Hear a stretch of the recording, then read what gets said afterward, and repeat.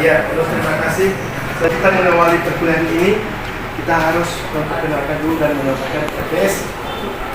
PPS ini adalah rencana pembelajaran selama 6 bulan ke depan.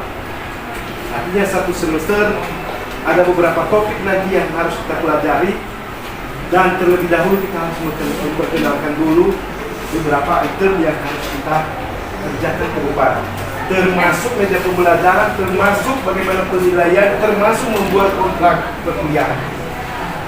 Nah, ini dalam kuliah manajemen strategi kita harus melihat dulu, baru kita ambil, karena mata kuliah ini mata kuliah bersyarat.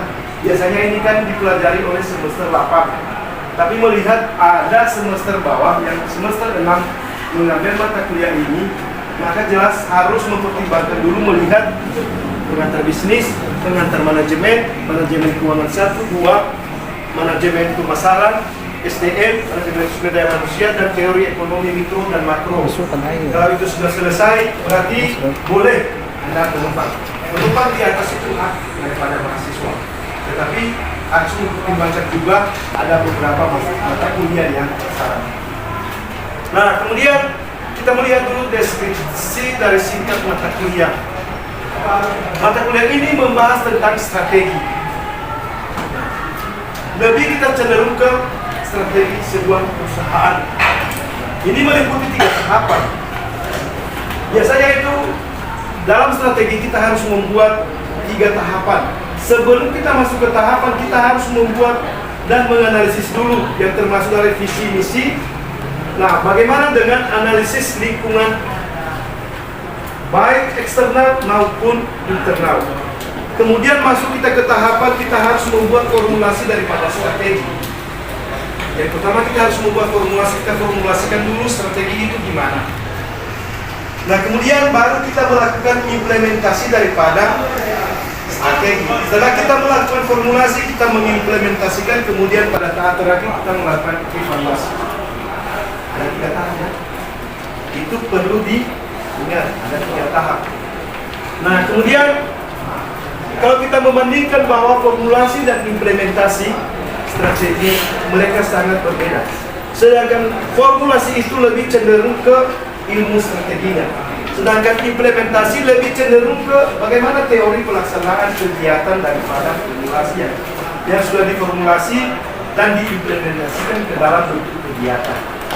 Nah, kalau kita melihat umpamanya di formulasi, perumusan strategi adalah memposisikan kekuatan sebelum dilakukan tindakan. Nah, kekuatan yang mana tadi?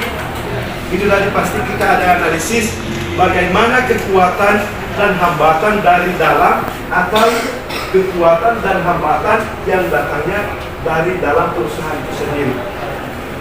Nah, kemudian kalau kita melihat implementasi strategi adalah mengelola kekuatan yang manage semua aspek selama tindakan dijalankan. Nah, berarti dia lebih mengarah ke operasional. Sedangkan itu formulasi adalah sebuah strategi, perumusan strategi itu sendiri. Bagaimana kita merumuskan, bagaimana kita mengimplementasikan, kemudian bagaimana kita mengawasi. Ya, hampir sama dengan ilmu manajemen ya. Ilmu manajemen itu kan ada yang unsur-unsur manajemen itu ada 4 ya, betul nggak? Yes. Nah, ada 4, yaitu planning, organizing, kemudian controlling. Nah, bersama juga seperti itu. Nah, kemudian apa capaian kita dalam pembelajaran ini? Yang saya harapkan ini setelah kita mempelajari, maka saya harapkan bahwa mahasiswa mampu memahami dan menjelaskan 3 tahapan utama dalam manajemen strategi tadi. Apa 3 tahapan tadi? Pertama, formulasi strategi. Yang kedua, implementasi strategi. Yang ketiga adalah evaluasi strategi. Nah, kemudian adalah mahasiswa mampu memahami dan membedakan antara ketiga tahapan utama dalam manajemen strategi. Kita bisa mengatakan dan bisa kita menentukan, oh ini masih tahap formulasi, ya kan? Kalau sudah dikerjakan, sudah mulai bertindak di lapangan, oh ini tahapnya implementasi. Kalau melakukan pengawasan, tahapnya ini tahap terakhir adalah melakukan evaluasi atau melakukan pengawasan. Kemudian seterusnya mahasiswa memiliki keterampilan dalam merumuskan strategi dari sebuah perusahaan yang dijadikan sebagai studi kasus dalam tugas mata kuliah manajemen strategi. Nah, ini nanti kita buat debat ya. Kita buat kelompok, kita buat debat. Itu biasanya nanti di pertemuan 14 dan 15 saya sudah khususkan di situ kita debat sebelum kita UAS. Jadi tugas kita nanti tidak ada, saya berikan tugas mulai hari ini tugas sampai akhirnya tidak ada. Pokoknya satu kelompok itu membuat satu masalah, membuat satu berupa karya tulis atau makalah, lalu kita bahas di sini apa yang menjadi masalah. Oke, kawan-kawan tunjukkan apa masalahnya, apa kasusnya, kita bahas secara bersama-sama. Jadi di sini saya rasa lebih hidup suasana untuk belajar. Kenapa? Kita kan saling memberikan ya pendapat masing-masing. Pasti di antara kita ini pendapatnya beda-beda. Pasti itu. Nah, kemudian apa saja topik yang harus kita bahas dalam mata kuliah ini? Ini singkat saja, hanya 1, 2, 3, 4, 5, 6, 7, 8, 9, 10, hanya 10 kita bahas. Nah, topik pertama yaitu seperti kita hari ini, saya menyampaikan dulu RPS. Nah, kemudian kita overview daripada mata kuliah. Nanti kemudian kita buat penandatanganan kontra mata kuliah. Boleh kan? Belum kan, Mami? Nah, itu.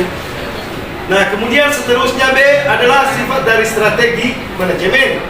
Kemudian penilaian eksternal, dan kemudian external assessment, dan kemudian strategi analisis and choice, yang pemilihan.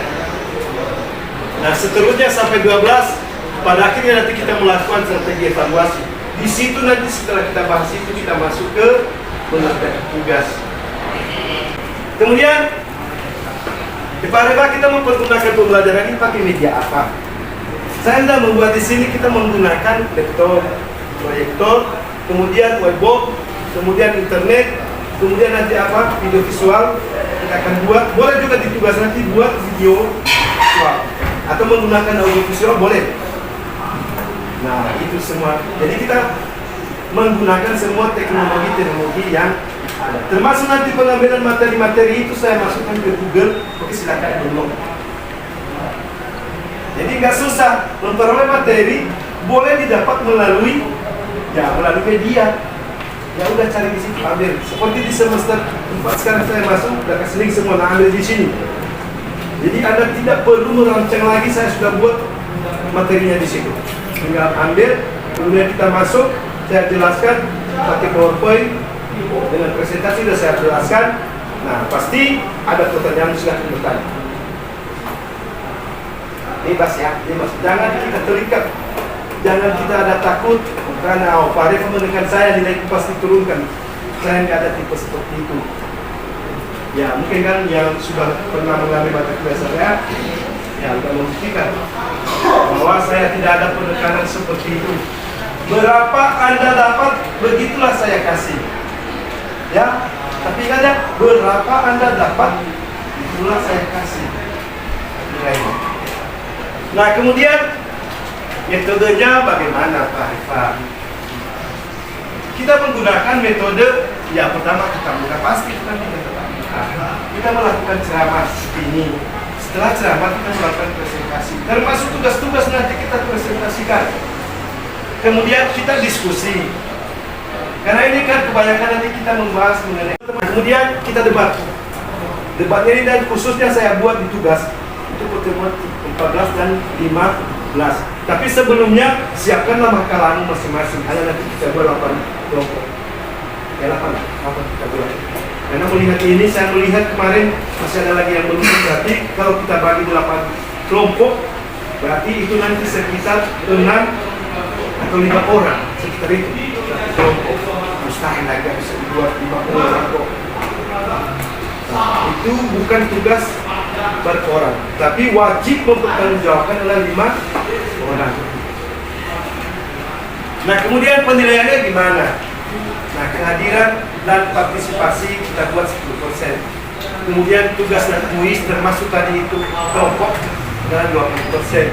kemudian UTS adalah 30, kemudian UAS adalah 40.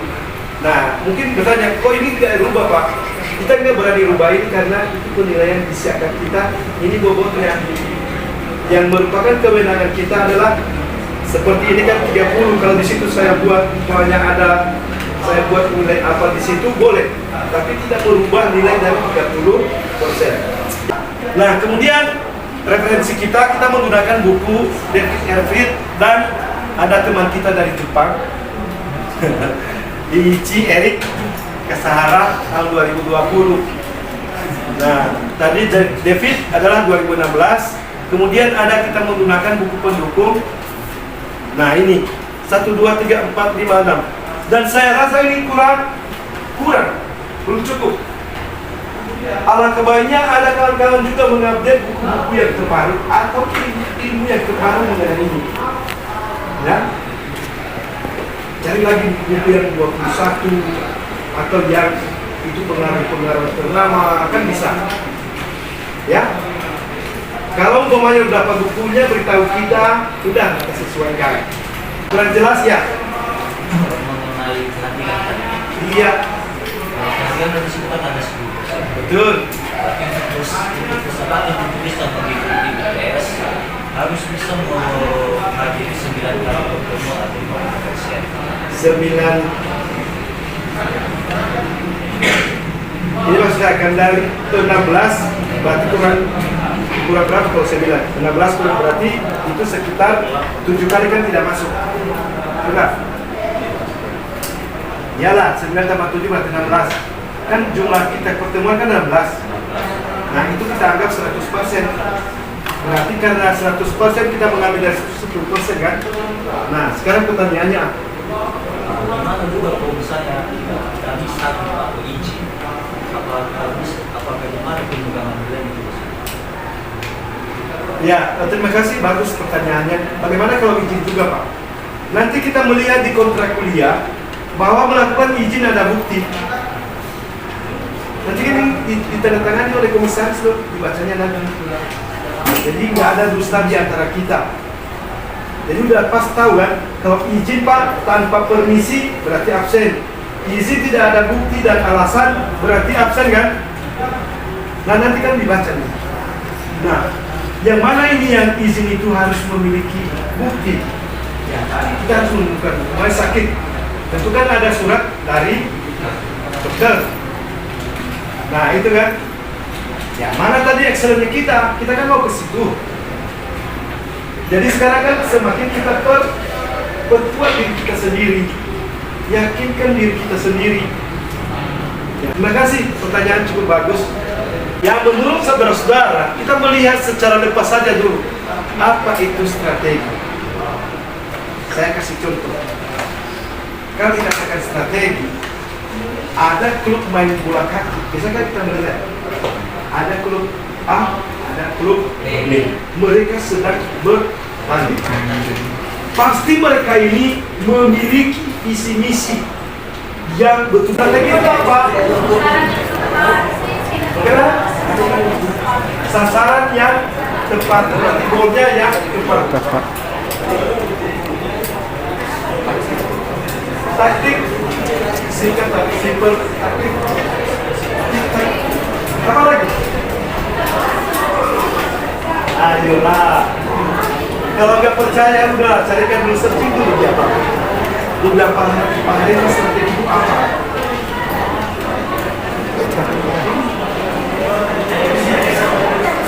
Bisa nanti kita bandingkan benar nggak yang Anda sampaikan ini.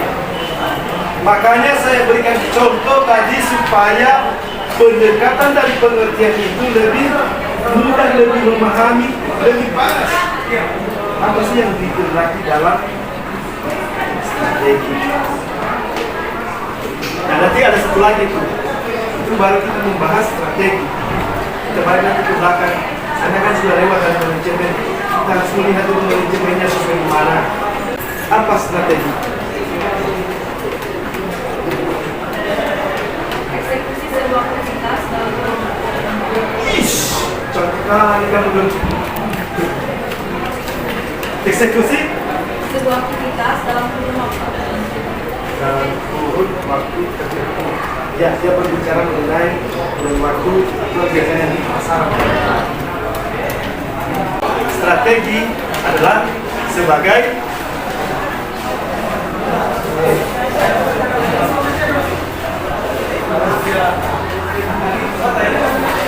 karena dua tadi yaitu manajemen strategi. Manajemen sudah kita jelaskan, strategi sudah kita jelaskan.